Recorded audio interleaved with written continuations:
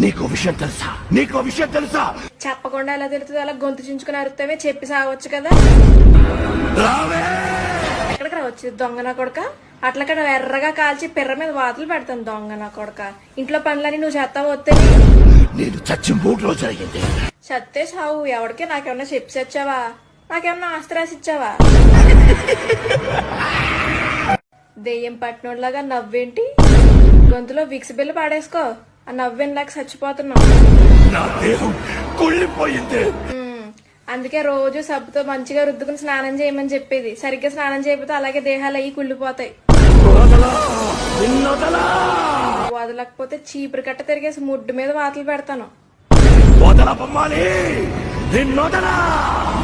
ఒకసారి చెప్తే అర్థం కదా నీకు? మేము బొమ్మలు అయ్యి కొను. నువ్వు బొమ్మలు అయ్యి అమ్ముకోవాలంటే పక్క వీధిలోకి వెళ్ళి అమ్ముకో. మా ఇంట్లో చిన్నపిల్ల ఎవరు లేరు. పొద్దున్నే బొమ్మలో అని అమ్ముకుంటాను.